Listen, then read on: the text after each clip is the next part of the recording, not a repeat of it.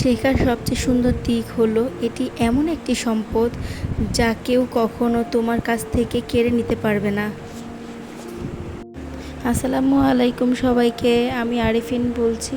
Arifin life লাইনে আপনাদের সবাইকে স্বাগতম। আজকের ভিডিওতে কিছু টিপস দিব যেটা নাকি আপনাদের উপকারে আসতে পারে। সো পুরো ভিডিওটি আপনারা দেখবেন প্লিজ।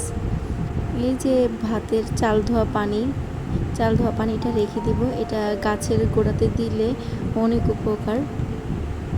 সুন্দরভাবে কিন্তু বেড়ে উঠতে বা গাছকে সবুজ রাখতে এই পানিটা অনেক উপকারে আসে।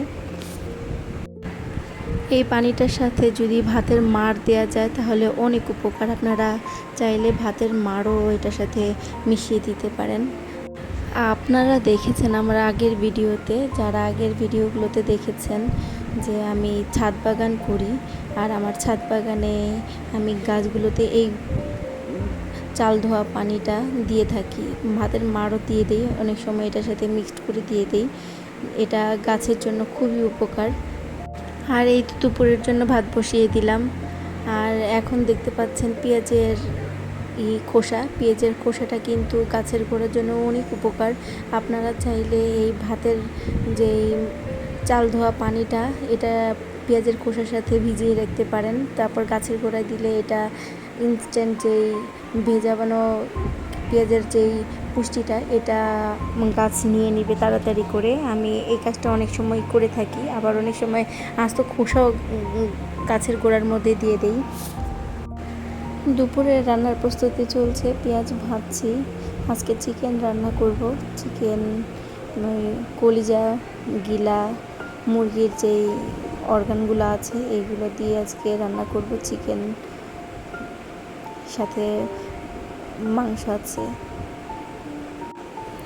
এক একজনের রান্নার স্টাইল এক এক রকম। আমি যেভাবে রান্না করি সেটাই আমি বলছি। আমি প্রথমে পেঁয়াজটা ভেজে নিয়েছি, তারপর মাংসগুলো দিয়ে সব মশলা এক একে দিয়ে দিব, তারপর কষিয়ে রান্না করব। আমি এভাবেই রান্না করি। অনেকে আছে পেঁয়াজটাকে আগে দিয়ে তারপর মশলা টশলা দিয়ে যা যা লাগবে সব মশলা উপকরণগুলো দিয়ে আগে কষিয়ে নেয়, পানি দিয়ে ভালো করে কষিয়ে নিয়ে মাংসটাকে আবার দ্বিতীয়বার কষিয়ে নিয়ে তারপরে রান্না করে। আমি একসাথেই মশলা টশলা দিয়ে তারপর কষিয়ে নিই, কষান করে রান্না করি। কে কে আমার মতো এরকম রান্না করেন?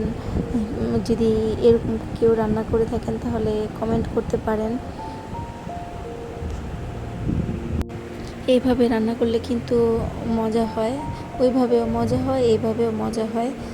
যাই হোক, আমি প্রথমে পেঁয়াজটাকে ভেজে তারপরে মুরগি দিয়ে দিয়েছি, তারপরে দিলাম লবণ, ধনিয়া, জিরার গুঁড়া, আদা, রসুন, হলুদ। আমি ঝাল খাই না, এই জন্য মরিচ দেইনি। যদি যারা ঝাল খায় তারা মরিচ দিতে পারে। তারপর জয়ফল, জয়ত্রী গুঁড়া এইগুলো দিয়ে আমি ভালো করে মেখে বসিয়ে দিব। মশলাটাকে ভালো করে লাগিয়ে তারপর ঢেকে দিব। আমি ঝাল খাই না বলতে, আমি ঝাল খাই, তবে আমার বাচ্চা আর আমার শাশুড়ি খায় না, কারণ আমার শাশুড়ি একটু অসুস্থ, ওনার সমস্যা হয় ঝাল খেলে। আর আমার বাচ্চা তো বাচ্চা ঝাল খেতে পারে না, যার কারণে আমি তরকারিতে ঝালটা দেই না। কিছু কিছু তরকারিতে ঝাল দেই যেটা নাকি আমরা খাবো, আর যেটা নাকি আমার শাশুড়িও খায় যেই তরকারি, ওইটাতে আমি ঝালটা একদম ইউজ করি না। যাই হোক, এখন মাছ রান্না করছি। আমি ঘরের এটাতেও ঝাল দিব না, তবে এমনি সব মশলা দিব। যারা ঝাল খান তারা ঝাল দিয়ে নিতে পারেন। আমি আজকে রুই মাছ ভুনা করব। মাছটা ভালো করে ভেজে নিতে হবে প্রথমে।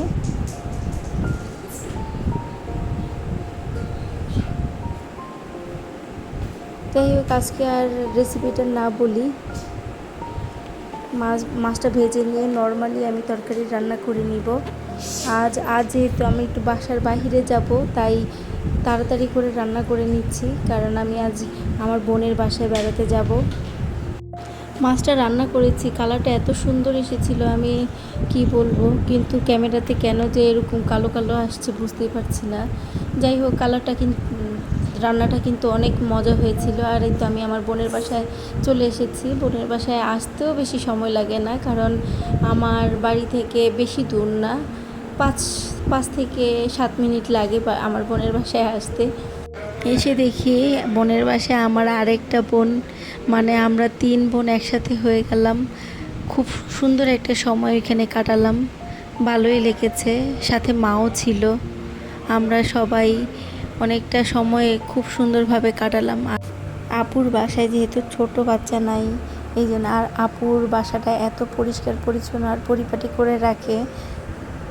যাই হোক, যখন আমরা যাই তখন আপুর বাসাটা মানে কি অবস্থা যে হয় আসার সময়, তা বলে বোঝাতে পারবো না। আর দেখুন আপুর এত 7তলা বিল্ডিংয়ের উপর থেকে দেখে কত ভালো লাগছে বাহিরে। আমার উঁচুতলার বিল্ডিংগুলো, বহুতল ভবনগুলোর উপর থেকে যে দাঁড়ালে যে চারপাশটা দেখা যায়, আমার খুব ভালো লাগে দেখতে। আর তাই আপনাদের সাথে শেয়ার করছি বাইরের ভিউটা কত সুন্দর। সুবহানাল্লাহ। আপুও গাছ বুনতে অনেক পছন্দ করে, তাই তো উনি বারান্দার মধ্যে অনেক বাগান করেছেন। ছোট্ট একটু বারান্দার মধ্যে অনেক গাছ লাগিয়েছেন। যাই হোক, এখন আপনাদের জন্য এই নয়নতারা গাছটাই ভিডিও করলাম। যদি আমার এই ভিডিওটি ভালো লাগে তাহলে প্লিজ আমার চ্যানেলটি সাবস্ক্রাইব করতে ভুলবেন না। ধন্যবাদ।